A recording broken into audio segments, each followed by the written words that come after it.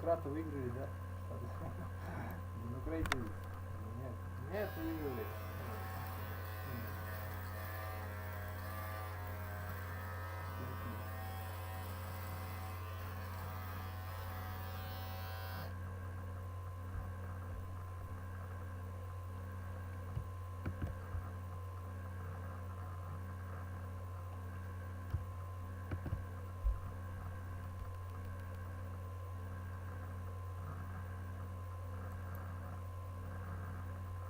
Thanks for checking out GuitarTricks.com recently. For a short time, when you sign up, you'll get an awesome discount on an annual subscription when you use code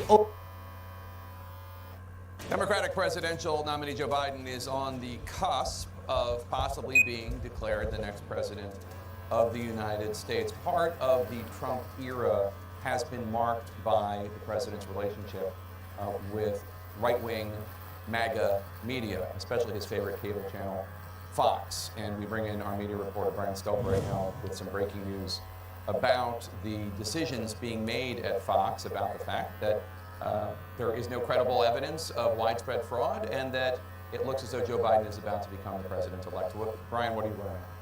That's right. 2 memos obtained by CNN from 3 different sources all around Fox News say that when Joe Biden reaches that point where he crosses the threshold of 270, Fox will not identify him as the president-elect. Now, Jake, other newsrooms are working through this right now, all preparing for this possibility, and president-elect is the common language that would be used in any situation like this. However, these memos at Fox News say they will stay away from that description. These memos direct Fox stars, anchors, pundits, talk show hosts to avoid language like president-elect because of the president's legal challenges.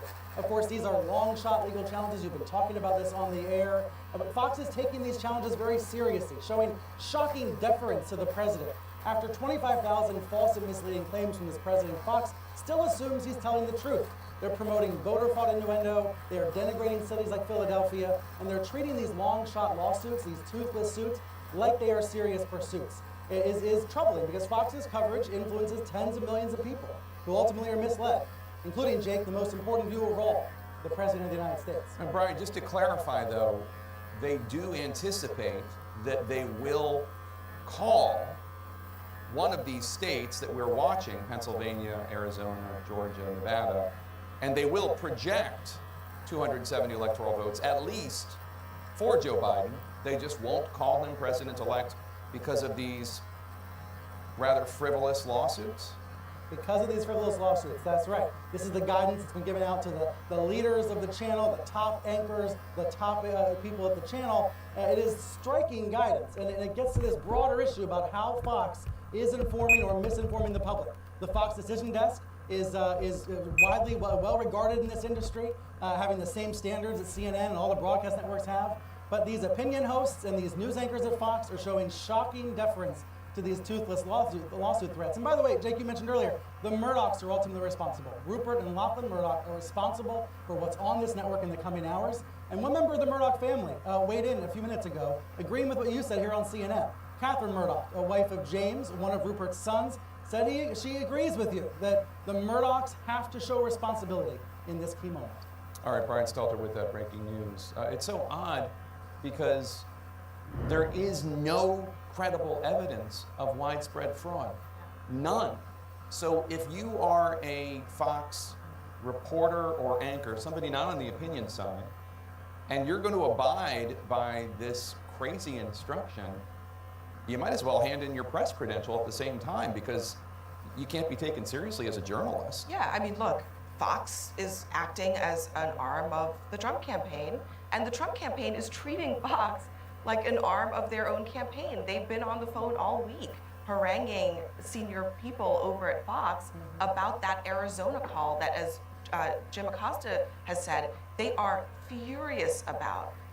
The Trump campaign wants Fox to get in line, and it sounds like, based on Brian's reporting, that they are getting it. I think you're exactly right, Abby. I wonder if this would have gone out, this memo, had the president and all of his family members and aides not completely freaked out on Fox for calling Arizona. Because from everything I'm hearing, and we're seeing it on the air, there is despite what some commentators have said, on the air. The reporters have galvanized behind that call, saying that they feel confident in it, and sounds like they're bowing to pressure from the president. There's no other way to put it. The reporter. Widespread fraud. Not. Catherine Murdoch, a wife of James, one of Rupert's sons, said she agrees with you that the Murdochs have to show responsibility in this key moment. All right, Brian Stelter with that breaking news. It's so odd because there is no credible evidence of widespread fraud. None. So if you are a Fox reporter or anchor, somebody not on the opinion side, and you're going to abide by this crazy instruction, you might as well hand in your press credential at the same time, because you can't be taken seriously as a journalist. Yeah, I mean, look, Fox is acting as an arm of the Trump campaign, and the Trump campaign is treating Fox like an arm of their own campaign. They've been on the phone all week haranguing senior people over at Fox about that Arizona call that, as Jim Acosta has said, they are furious about. The Trump campaign wants Fox to get in line, and it sounds like, based on Brian's reporting, that they are getting it. I think you're exactly right, Abby. I wonder if this would have gone out, this memo, had the president and all of his family members and aides not completely freaked out on Fox for calling Arizona. Because from everything I'm hearing, and we're seeing it on the air, there is despite what some commentators have said on the air, the reporters have galvanized behind that call, saying that they feel confident in it, and sounds like they're bowing to pressure from the president. There's no other way to put it.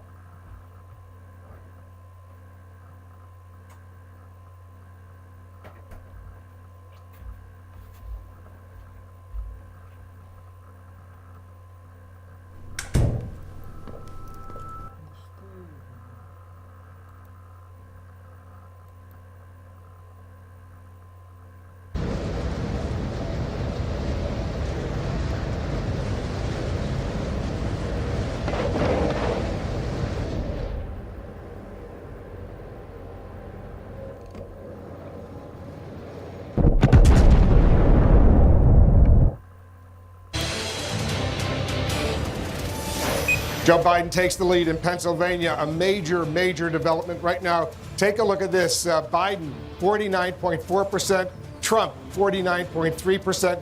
Biden takes the lead. He is ahead by 5,587 votes. With the votes that have just come in, 20 electoral votes in Pennsylvania. Biden takes the lead. Let's go over to John King and see what's going on. John, this is a dramatic development. 20 electoral votes in Pennsylvania. Dramatic and potentially decisive. The president cannot win re-election without Pennsylvania and without Georgia. Overnight, Georgia flipped blue.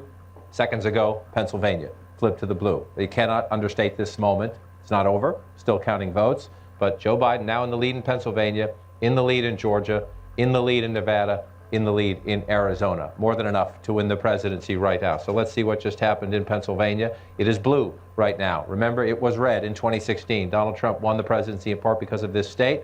He was ahead, Donald Trump was, just moments ago by a little more than 18,000 votes. Joe Biden now, 5,587 votes ahead. Votes came in from right here in Philadelphia just moments ago. Joe Biden now at 313,000 votes. You see 95% of the vote in. Important to note, Wolf, there are still more votes to get. That's Montgomery County. I'm sorry, I touched the wrong line. 95% of the votes in Philadelphia, 80% from Philadelphia right here. As you watch the president, important to note, there are still more votes to come from Philadelphia, but they just updated their vote count. And as they did, again, the president of the United States moments ago had an 18,000 vote lead in Pennsylvania.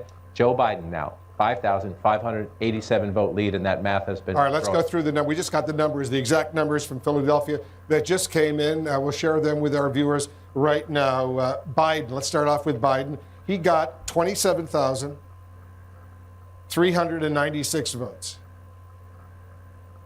Trump got 3,760 votes. Biden got 87% of the votes. There were 31,412 votes that were just tallied, that just came in. You can see what's going on. 87% of that vote came in for Biden. As a result, he has now taken the lead in Pennsylvania by 5,587 votes. And this is a very important number. That is overwhelming math. You can do that. Your eyes tell you that. That's overwhelming math. But this is the important number because we have seen it consistently out of these Democratic strongholds. As we came in this morning, Joe Biden needed to win 55, 56% of the outstanding vote in Pennsylvania to overtake the president's lead. 55, 56%. We keep seeing this as the votes come in, upwards, north of 80%, 87% in the latest installment. When you talked to Kate Baldwin just a short time ago, she said they would report north of 20,000 votes. They did. They came in north of 30,000 votes here, and that was the question. How many votes, and what would the percentage be? There was an 18,000 vote lead for the President of the United States. You could just do this math at home. That 27,000 overtook. That not nearly enough to offset it. 87% out of this count in Philadelphia. I just want to move this up again because this is now the potentially decisive moment in the race. Joe Biden pulls ahead. Again, that's close. The president, we're going to count the rest of the votes. The president is making allegations of all sorts of bad things. Please jump in. There's another potentially 20,000 votes outstanding in Philadelphia alone. We're waiting for those numbers. Right, 20,000 more votes here in Philadelphia. A small number of votes, too, in the suburban collar counties around Philadelphia, which are voting overwhelmingly for Joe Biden anyway, even more so in these mail-in ballots. Plus, you have votes to come from Allentown in the Lehigh Valley. You have more votes to come from Allegheny County, which is Pittsburgh. And again, if you've been with us over the last 24 hours, when these mail-in ballots come in, they are coming in overwhelmingly 70% or higher. And as we know, let me pull this back down. I mean, this has been a trend continuing, especially Philadelphia, obviously the Democratic city in southeastern Pennsylvania, but 87% of the ballots. Joe Biden needed 55, 56 to overtake the president. He's getting 86, 87%. If that continues, not only do you have a lead, but you build a lead. And again, to come back out, just look at this map right now. If you look here and here and here, this is what we're still waiting on today. Joe Biden leads, leads, and leads. I circle those states because if you go back to 2016, Trump state, Trump state, Trump state, and more significantly, remember this. This was the whole reason Donald Trump is president. Wisconsin, Michigan, Pennsylvania, that's 2016. Here is where we stand on this decisive day of the 2020 election. Wisconsin, Michigan, Pennsylvania, back in the Democratic fold for now. Still some votes to count. Joe Biden now, though, more than enough, if this holds, more than enough to get across the finish line. And let's not forget, as we've been pointing out all along, Pennsylvania, with its 20 electoral votes, more than enough, even if he loses everything else. If Biden wins just Pennsylvania, he's got 253 right now. If he gets those 20, that's 273. You need 270. He's the president-elect. And there it is. That's why the president was so mad in the briefing room yesterday. 253 right now, 20. That's the largest prize still on the board. That alone would get Joe Biden to 273. And just a reminder, Joe Biden leads here, Joe Biden leads here, Joe Biden leads here. So Joe Biden has the potential to get to 306 electoral college votes. That's exactly the total President Trump won 4 years ago. And again, to be careful, we're going to continue to count the votes and respect the process. But what you see right now, the trajectory in Pennsylvania, Joe Biden narrowed it. Now he has overtaken the president, and we expect that lead to grow in the hours ahead. Same.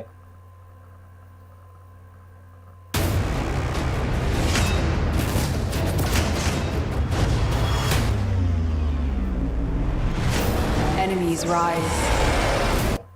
Here, Steve Kornacki has the results from Pennsylvania. Steve, refreshing, recording right now. What do you have? Okay, Willie, and these are coming directly from the city of Philadelphia's website. They are not quite in our system yet, so I'm going to tell you what we have here. The new total, let me call up Philadelphia, and this is the latest report. You see, these are the numbers that are in our system.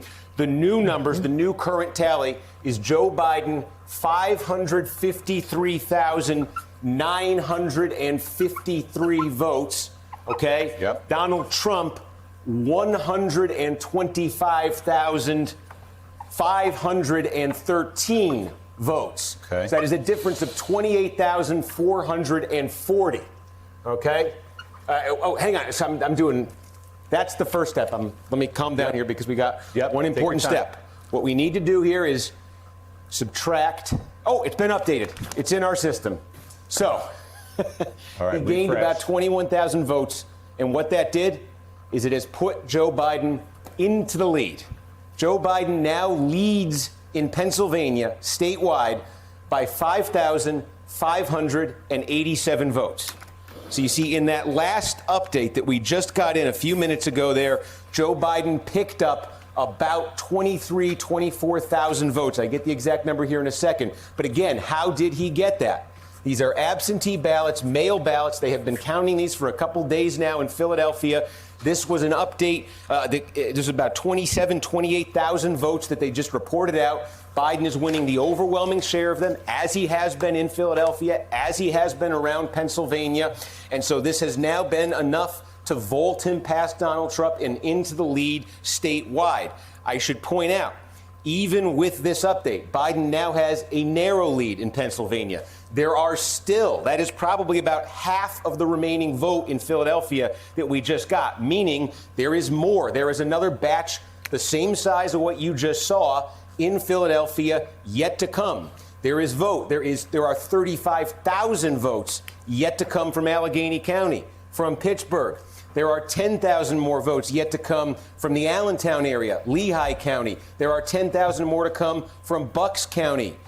All of these are expected to go for Joe Biden by a very heavy margin, because all of the updates from all of the places I've just mentioned so far and every other county in Pennsylvania have gone heavily for Joe Biden so far. We started saying this yesterday. We started telling you the trend we were seeing in Pennsylvania was that every update from absentee ballots was putting Joe Biden ahead. He was winning 75% of them. The question we wanted to see was, could he get in front? Could he continue that trend, get in front of Donald Trump statewide in that tally, or would the trend change at all? The trend has not changed at all. The trend has remained constant. With every update, Joe Biden has been getting more and more of an advantage in that statewide tally. And now he leads it. Now there are still an estimated 130,000 or so votes yet to be reported statewide. Again, Joe Biden is leading in that tally.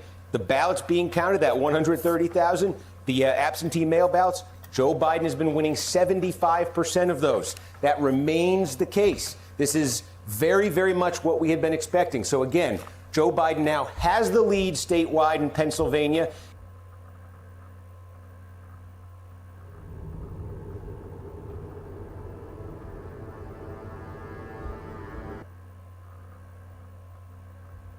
What's up, everyone? Brad DeBerti here, and this could be yours. That's right, to support a address this by saying that the president's schedule has not changed at all. But in our last hour during that NBC News special report, we had some reporting that within the Trump campaign, there was some discussion going on about who should address people today, if at all. Do you think that we will see that at all? Well, one of the questions would be, can they have some credible voices who can appear not speaking directly for the president in a way that would make it parallel to a Joe Biden speaking out, but just to have some people who can communicate their message, their thinking, their strategy on cable, at public events like small news conferences, things like that, trying to find some of those people. Now, you have certainly spokespeople who have been a part of the campaign, but are they looking for someone with more of a gravitas of the party that others would look to and say, yes, that's a credible argument, so let's keep our minds open to what may happen. Let's give this process more time. You hear from Republicans that in 2000, 20 years ago, a recount that I was a part of our team covering, that went on for more than a month. Now, we're just a few days into it here. The facts were different, the circumstances were different, but just using that time horizon as a way to say, this has only been a few days, and encouraging people to have some patience on the president's behalf. So will they find that spokesperson and have that message out? We'll be tracking that today to see if it develops. Allie, I want to ask you, we know the Trump campaign put out a statement earlier this morning basically saying the election is not over. They talked about a recount in Georgia. They're alleging irregularities in Pennsylvania and Nevada, and they think they still could win Arizona outright. The Biden campaign did put out some response to what the president is saying in his campaign. How has Biden been responding to that? Look, this is a continuation of the Trump campaign's attempts to make legal forays into these states where they see. Hello and welcome to your very first piano lesson. So today, I'm going to teach you how to play the piano. And I'm going to assume that you've never touched a piano before, that this is your first experience at this instrument. We are not going to... Welcome to the eye demo for forearm rotation. I'm going to start with a 5-finger position. I don't think I described this in the book exactly in this way, but the movement is exactly the same. Notice that even though I'm calling it a 5-finger position, I'm not going to deal with the thumb in the beginning. I'm only going to show you how the fingers themselves work. The thumb is a little bit different. And the thumb, I don't know if many people, I think as children, may have heard that every little finger lives in its own little house. Well, that's not really true. Fingers are at best itinerant, and the thumb is virtually homeless. So notice how the thumb is hanging away. I'm going to start, the weight is on that finger. And now it's swing, play, stay, swing, play, stay. And coming back down again, I'll try to get a better angle for you. Swing, play, stay, swing, play, stay. Notice I'm landing straight on the key, and the entire forearm is moving. It's this kind of a gesture. Now, I want to stress that this is an underlying tool. This is not the finished product. This is not how we propel ourselves laterally up and down the keys this way. There are other issues that we have to consider. The purpose of this learning forearm rotation is to teach the hand, finger, arm collaboration, what it feels like to have the arm behind the finger that's playing, and to transfer the weight from one finger to the next. That's the entire purpose. Again, let me stress, it's an underlying tool. We can't play the piano by doing that up and down the keys. Now, let's add the thumb.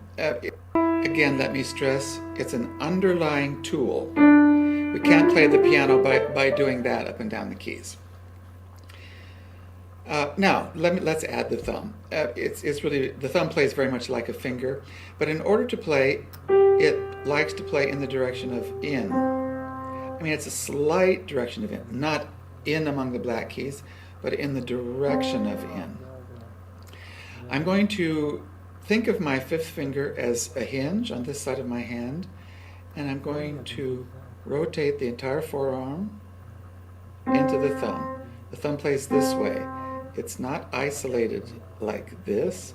It's not ever pulled under like that, but it plays like this. So if I had to approach the thumb, let's say moving down in my 5-finger pattern, I'm going to walk in one note ahead of time just so that the thumb is over its key. Once again, thumb is away from the white keys, and I'm going to start now to walk in a little bit. That's the 5-finger position. Let that sink in for just a moment.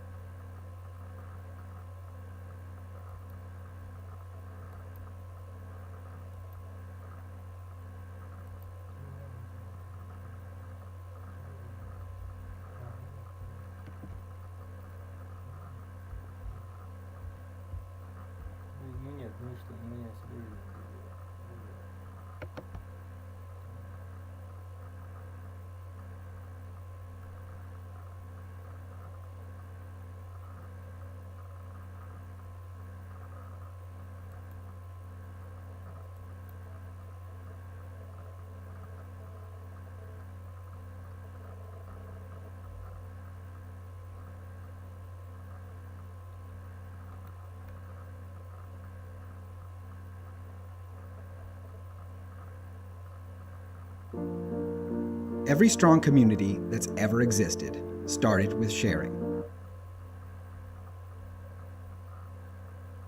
Hi, this is Marissa Peer, and I'm going to tell you a little bit about RTT. RTT means Rapid Transformational Therapy. It's a technique.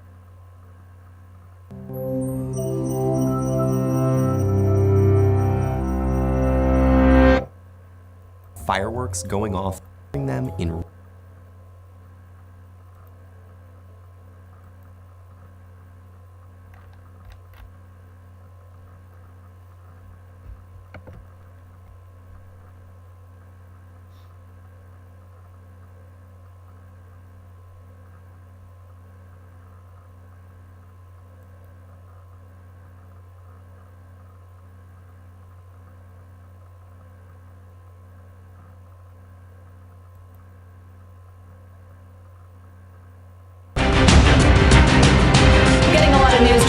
hearing these numbers and reading them ourselves off these boards as they come up while we're here on the air. Let's just sort of do a little bit of a reset. So let's go to Pennsylvania and see where we are. I know the last time we pulled this up, it looked like some numbers had changed. If you could just kind of walk us through Pennsylvania, Georgia, Arizona, Nevada, we'll guide you, but let's do a reset here with where we're at with numbers. Yeah, and so, pretty much over the course of the last 24 hours, Joe Biden in Pennsylvania has continued to pick up votes. And in fact, early this morning, he overtook President Trump. Joe Biden now has the lead. And now that continues to grow to about 9,000. And that's still with sizable numbers of ballots, these mail-in ballots that are not only in Philadelphia, not only in the Philadelphia suburbs, but also in Allegheny County, which is Pittsburgh, as well as other parts of the state, even counties that President Trump ended up winning, but where the mail-in ballots are coming at a disproportionate rate for Joe Biden and the Democrats. And so with Joe Biden now up about 9,000 votes at this rate, and again, we have to count the votes to see if they...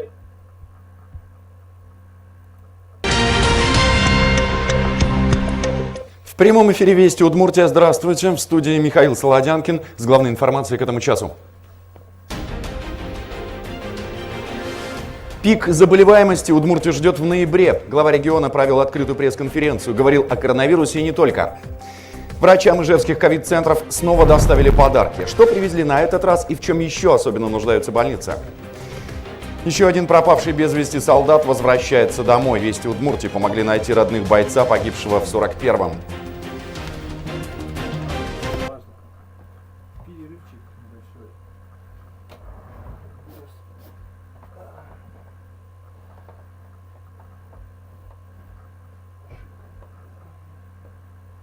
Ошибка вообще.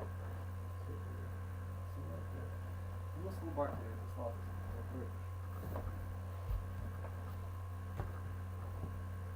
Языком.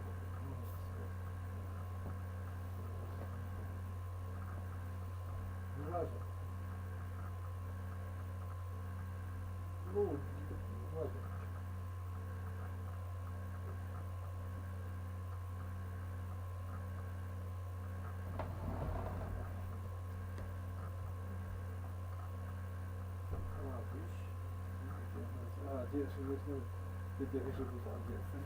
Никто ничего не навязал, ты че? Нет, свою жизнь просто живу, что-то. Нет смысла не живу, ничего. Кто написал, кто написал. Ну, ничего такого. Ну, что, я бог, что ли, какой-то, все понятно, что...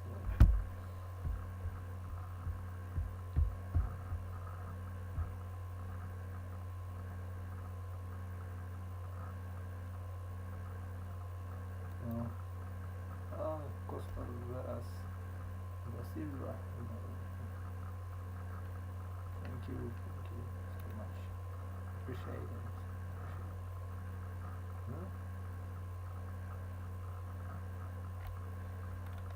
Appreciate it.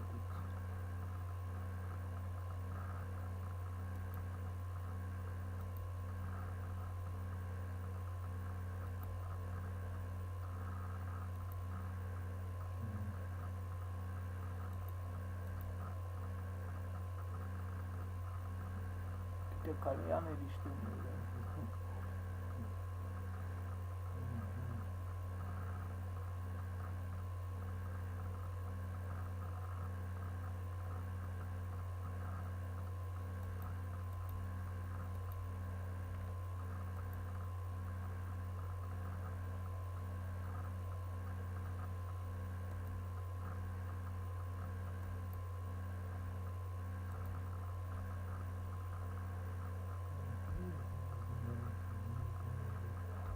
Lucy.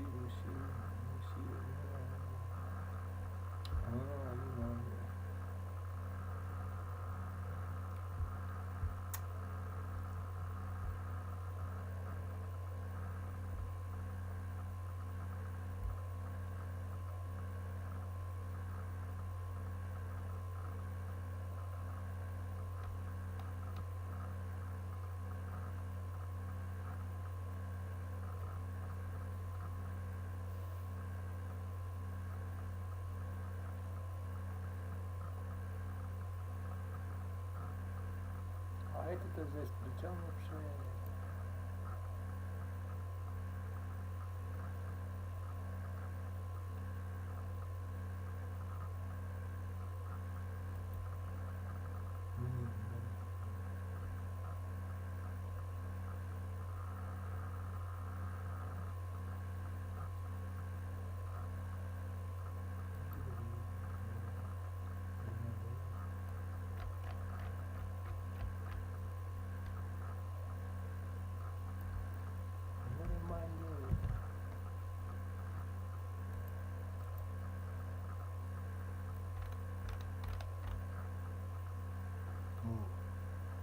все печально тут у нас. Печальная серьезность.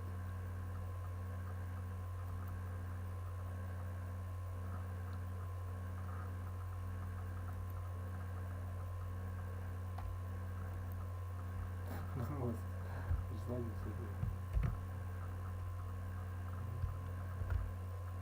Наоборот, он понял же, даже. Дурак ты что ли писать такое совсем?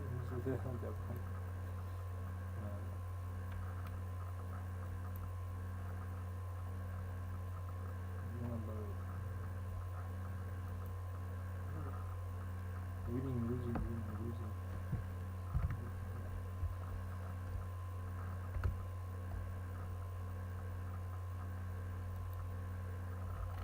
Да, вот это тоже.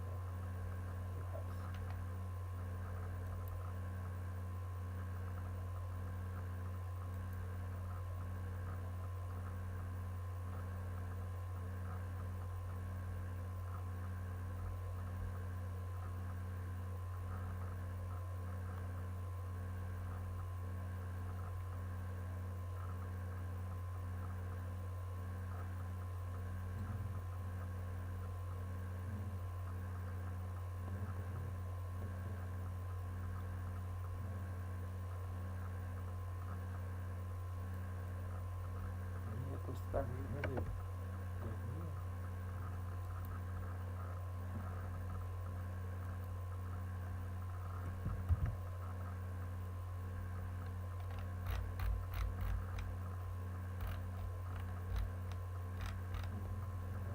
Еще как 10 минут. Да, я ее бешу просто, да, я понимаю. Ну это, да,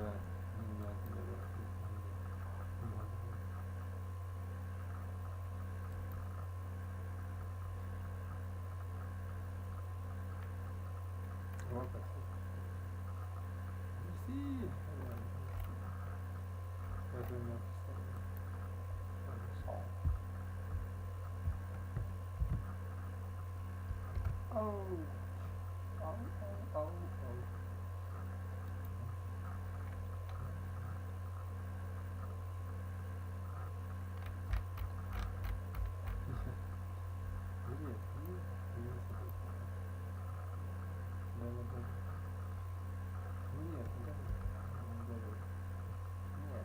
ну, основание.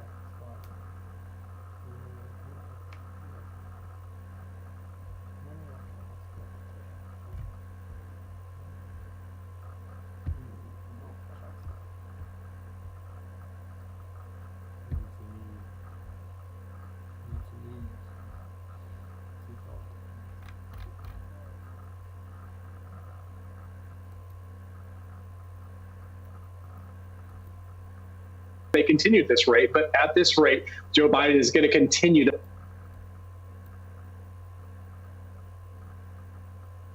Ну, winning streaks, ну-ка. Это преждевременно. Да, потом очевидно. There's a reason we call it the checkmate state. If Joe Biden takes this one and all of our other calculations are correct, the race is over and he would have more than enough electors to win. You can see how close it is, and that is why the vote counting is proceeding very, very carefully. With the mail-in ballots that have yet to be opened, so far they've been trending toward the Democrat. But again, until those come in and until we have enough confidence, we're keeping this one too close to call. Let's also talk about the race in Georgia. Today, Georgia's Secretary of State came out and said that we are almost certain.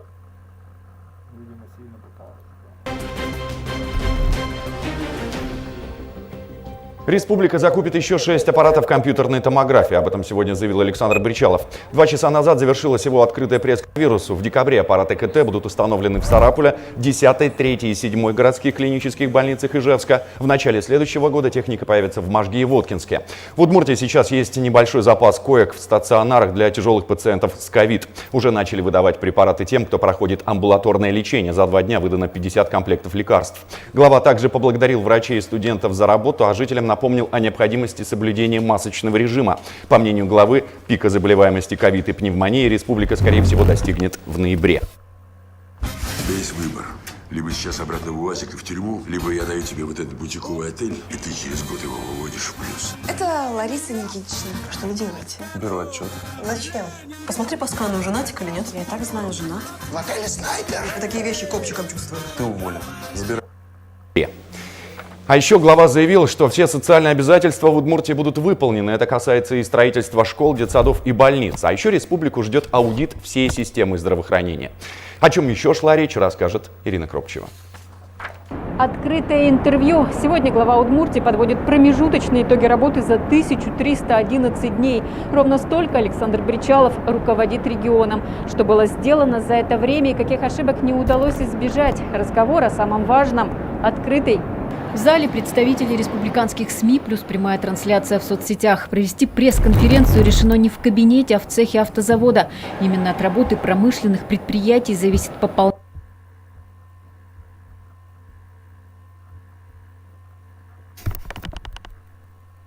И я в течение последних 2 недель веду достаточно активные переговоры с правительством. Воздержусь пока от комментариев, но с учетом того, что республика один из немногих регионов, который существенную по-прежнему часть собираемых налоговых и неналоговых платежей направляет в федеральный бюджет, я считаю, что мы вправе ожидать на серьезную поддержку со стороны федерального бюджета. На проекты, которые впоследствии помогут пополнить бюджет, планируем взять кредит, отметил Бричалов. В республике не намерены сворачивать программу «Большой ремонт». Сохранятся все меры поддержки села. На республиканский агропром намерены направить более 2 миллиардов, подчеркнул глава региона. Сегодня... Ни в коем случае речь не идет, страшное слово, оптимизация. Ни в коем случае. Наоборот. Аудит с точки зрения новых решений, новых подходов, чтобы доступность медицинской услуги, качество было на самом высоком уровне. Бричалов признал, что не все его кадровые решения были верны, да и сдержать некоторые обещания сразу не удалось. Реконструкция нацбиблиотеки, к примеру, закончится в следующем году, а не к столетию Калашникова, как планировалось.